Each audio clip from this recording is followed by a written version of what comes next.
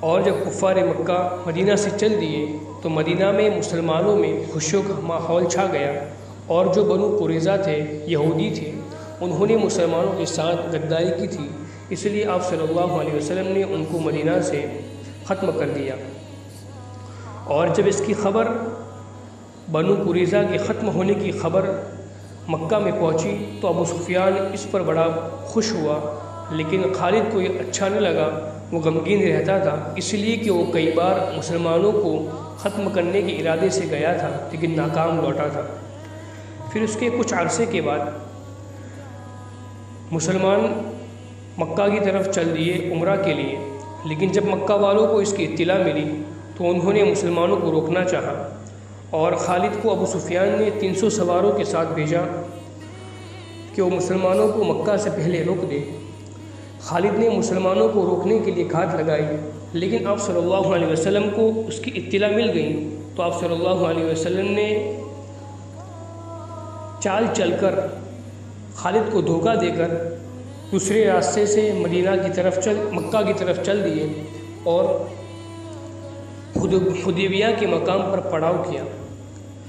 مکہ والے مسلمانوں کے آنے کا انتظار کر رہے تھے، لیکن کچھ وقت کے بعد ایک روز ایک مسلمان سوار مدینہ میں داخل ہوا، حضرت عثمان تھے۔ انہوں نے ابو سفیان سے متعلق پوچھا، ابو سفیان نے دور سے دیکھا اور خالد نے بھی دیکھا، وہ دونوں آ گئے۔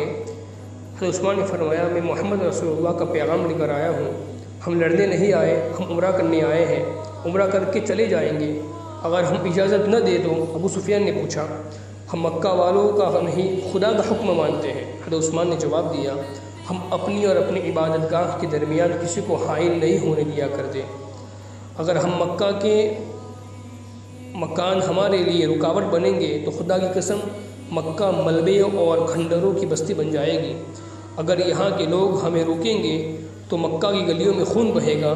ابو سفیان، ہم امن کا پیغام لے کر آئے ہیں اور یہاں کے لوگوں سے امن کا تحفہ لے کر جائیں گے۔ خالد کو وہ لمحے یاد آتے تھے جب یہ مسلمان سوار پروقار لہجے میں دھمکی دے رہا تھا۔ خالد کا خون کھول اٹھنا چاہیے تھا، لیکن اسے یہ آدمی بڑا اچھا لگا تھا۔ ابو سفیان نے حضرت عثمان کو عمرے کی پیشکش بھی کی، لیکن انہوں نے نبی اکرم صلی اللہ علیہ وسلم کے بغیر اکیلے عمرہ کرنے سے منع کر دیا، اور بالآخر ابو سفیان اس پر راضی ہو گیا، اور پھر ایک صلح نامہ تحریر ہوا، اسے صلح حدیبیہ کا نام دیا گیا۔ مسلمانوں کی طرف سے اس پر رسول کریم صلی اللہ علیہ وسلم نے اور قریش کی طرف سے سہیل بن عمرو نے دستخط کیے، اور اس صلح نامے میں طے پایا تھا کہ مسلمان اور اہل قریش 10 سال تک نہیں لڑیں گے، اور مسلمان آئندہ سال عمرہ کرنے آئیں گے اور مکہ میں 3 دن ٹھہر سکیں گے۔ رسول کریم صلی اللہ علیہ وسلم قریش میں سے تھے۔ خالد آپ کو بہت اچھی طرح سے جانتا تھا، لیکن اب اس نے آپ کو دیکھا تو اس نے محسوس کیا کہ یہ کوئی اور محمد ہے۔ وہ ایسا متاثر ہوا کہ اس کے ذہن سے اتر گیا کہ وہی محمد ہے جسے وہ اپنے ہاتھوں سے قتل کرنے کے منصوبے بناتا رہتا تھا۔ خالد نبی کریم صلی اللہ علیہ وسلم کو ایک سالار کی حیثیت سے زیادہ دیکھ رہا تھا، اور آپ صلی اللہ علیہ وسلم کی اکثر اہلیت کا قائل ہو گیا تھا۔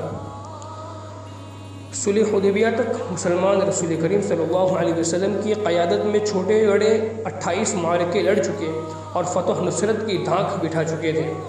مسلمان عمرہ کر کے چلے گئے، 2 مہینے گزر گئے۔ ان 2 مہینوں میں خالد پر خاموشی طاری رہی، لیکن اس خاموشی میں ایک طوفان اور ایک انقلاب پر پرورش پا رہا تھا۔ خالد نے مذہب میں کبھی بھی دلچسپی نہیں دی تھی، اسے نہ کبھی اپنے بتوں کا خیال آیا تھا، نہ کبھی اس نے رسول کریم صلی اللہ علیہ وسلم کی رسالت کو سمجھنے کی کوشش کی، مگر اب خود اس کا دھیان مذہب کی طرف چلا گیا، اور وہ اس سوچ میں کھو گیا کہ مذہب کون سا سچا ہے اور انسان کی زندگی میں مذہب کی اہمیت اور ضرورت کیا ہے۔ اکرمہ ایک روز خالد نے اپنے ساتھی سالار اکرمہ سے، جو اس کا بھتیجا بھی تھا، کہا، میں نے فیصلہ کیا ہے، میں سمجھ گیا ہوں۔ کیا سمجھ گئے ہو؟ خالد اکرمہ نے پوچھا تھا۔ محمد صلی اللہ علیہ وسلم جادوگر نہیں، خالد نے کہا، اور محمد صلی اللہ علیہ وسلم شاعر بھی نہیں۔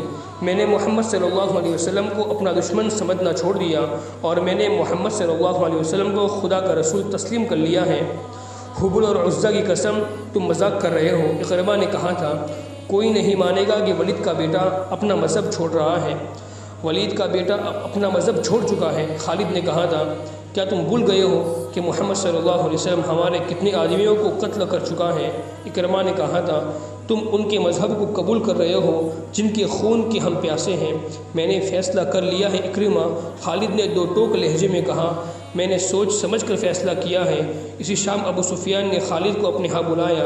اکرمہ بھی وہاں موجود تھا۔ کیا تم بھی محمد کی باتوں میں آ گئے ہو؟ ابو سفیان نے اس سے پوچھا۔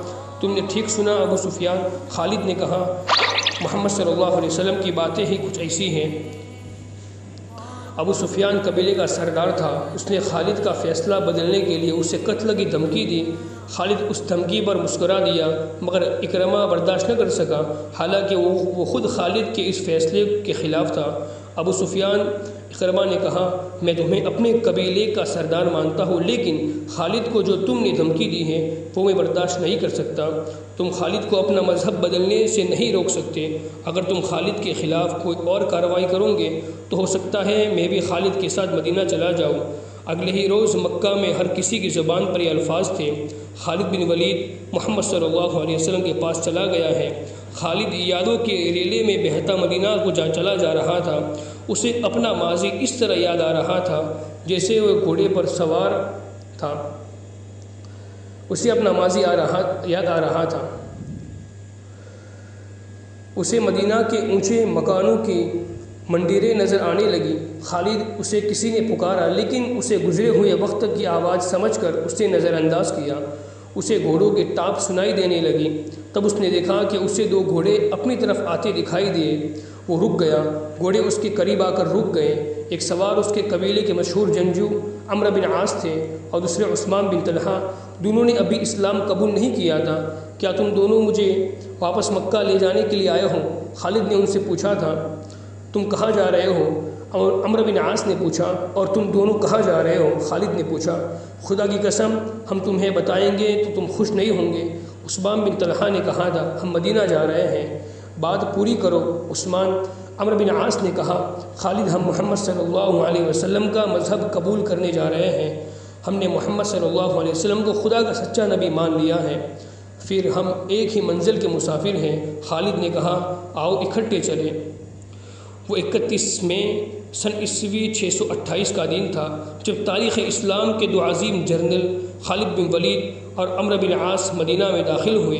ان کے ساتھ عثمان بن طلحہ تھے رضی اللہ عنہم۔ تینوں رسول کریم صلی اللہ علیہ وسلم کے حضور پہ پہنچے۔ سب سے پہلے خالد بن ولید اندر گئے، ان کے پیچھے عمرو بن عاص اور عثمان بن طلحہ گئے۔ تنہوں نے قبول اسلام کی خواہش ظاہر کی۔ رسول صلی اللہ علیہ وسلم نے اٹھ کر کھڑے ہوئے اور تینوں کو باری باری گلے لگایا اور تینوں اسلام میں داخل ہو گئے۔